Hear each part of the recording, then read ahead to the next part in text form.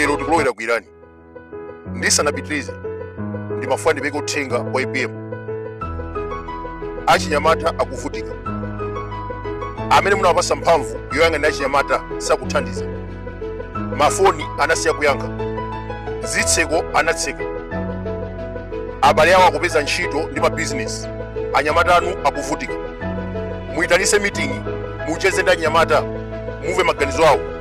Adzakuwuzani kuti ziphazi zachuluka. Ngati president, achinyamata anakupangani support kuti musinde tsogolo lawo. Lero sakupasidwa mwayi. Asakhale makasu okupangirani kampeni. Mafoni mayankha bwinobwino, kungola mboma ambiri anasina manambala. Ntchito akulemba zibwezi. Kodi futu soja mukumuganizira bwanji? Mbiri ya IPM ikuyipa chifukwa cha anthu ochepa. Ndiye timapempha kuti as president imvani kulira kwa achinyamata. Enawa alephera kuthandiza. Ntchito akupasa abale awo. What about the foot soldier? Panopa achinyamata onse maso akuyang'ana IPM. Muyitanise meeting, mumve kulira kwa achinyamata. Now tibwere ku Irani.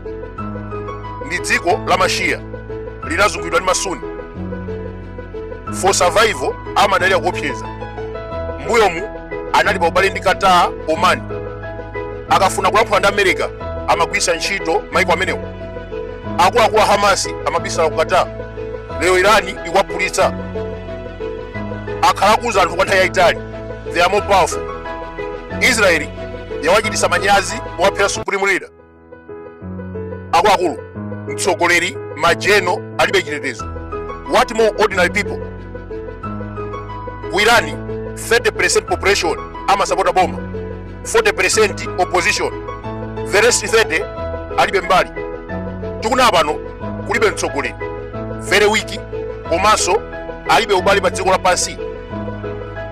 Ena akuti Russia 2022 Irani imathandiza Putin ndi madrone.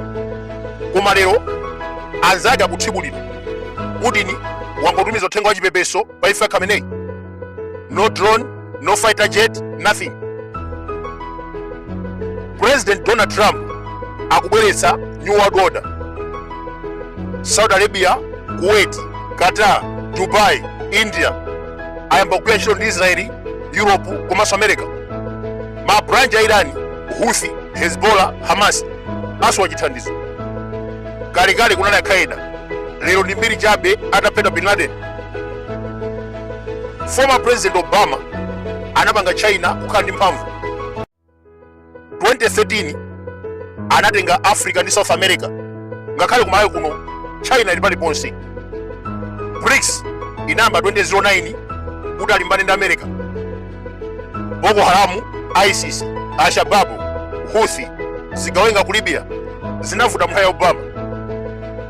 And moreover, America inachoka ku Middle East to make Iran great nation. Khamenei anatenga Yemen, Iraq, Lebanon, Gaza, and even Syria. Pa kampeni, Donald Trump analonjeza kuthana ndi China, Iran, Venezuela to make America great again. Inu mukudziwa kuti weakness ya China ndi mafuta a galimoto. 70% amachita import kuchokera ku Iran ndi Venezuela. Choyamba, Trump anachosa Nicolas Maduro ndikupanga control mitengo ya diesel. Panopa kuphwasula Irani ndi malingaliro ofuna kusintha bomba. Potero China iso apogwira chifukwa 75% oil amachokera maiko amenewo. Nkhondo ikatha, America ipanga control Chinese economy.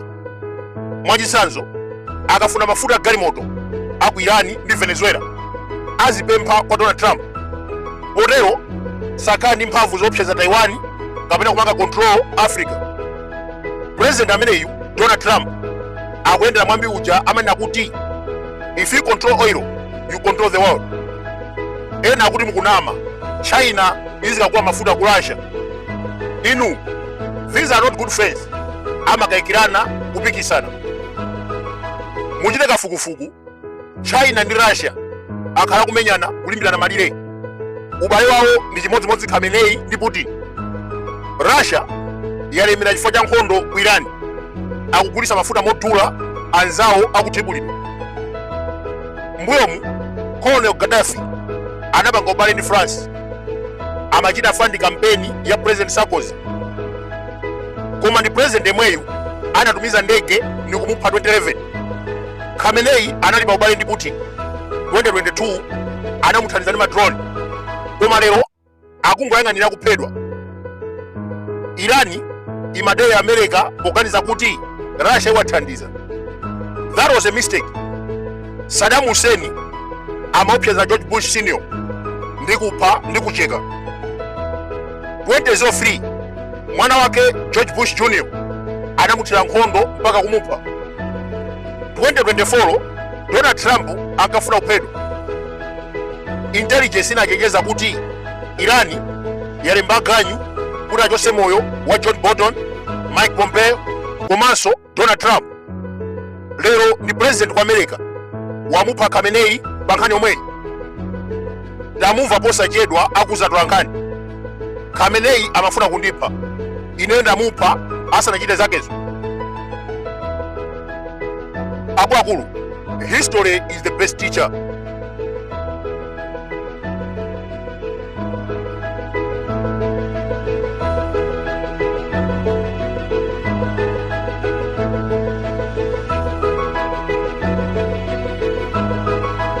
Lelo president ndinene mauawa pabwera TV ina yongo yankula pa wireless vela na Nyamadayimu zikomo kwambiri Nyamada Mulalo zikomo akuti Bakiri Mulusi TV